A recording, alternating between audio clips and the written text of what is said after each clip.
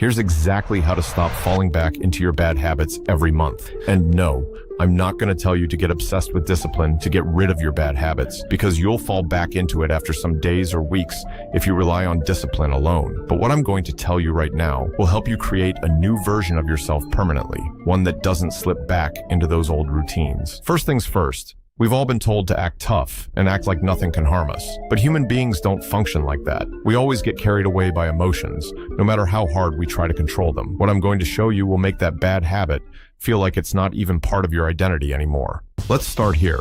Stop relying on willpower. If you think you won't use your phone while studying, even though it's right there on the desk, you already know what happens next. You end up scrolling again. There's nothing worse than watching hours disappear and hating yourself after, only to repeat it the next day. And the truth is, your brain loves this cycle. When you go to the same places, use the same objects, see the same triggers, your brain associates them with the habit. Like picking up your phone and instinctively checking Instagram, even when you meant to do something productive. So what's the fix? Start with your environment.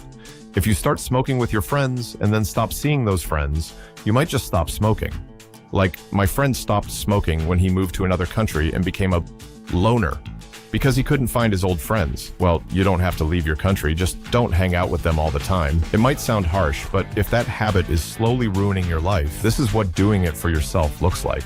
Now, here's the second shift most people miss: handling the mental urges. You can remove temptations from your space, but what about the random urges you get in the middle of a productive day, the kind that doesn't let you focus until you give in? If you keep telling yourself, "I won't jerk off," all day, guess what you're going to end up doing when you're alone? It's simple. We act on the things we keep thinking about. But in reality, human beings don't crave the things they forget. You know that feeling when you're so deep in work, you forget to check your phone for hours? That mental state is possible. It's not luck, it's design. So here's the shift. Grab a pen and paper. Sit with yourself for 1 solid hour. No phone, no distraction. Write out every reason you struggle, every moment you relapse. Understand it so deeply that after that hour, you stop obsessing over it. That's the last time you overthink the habit you're trying to leave. What helped me most was replacing my bad habits with something similar, but better. For example, I swapped watching Netflix for video editing. I set a clear goal and reminded myself every day, I've got better things to build, just like this channel. I added creativity to my life, because creativity is what keeps the brain alive.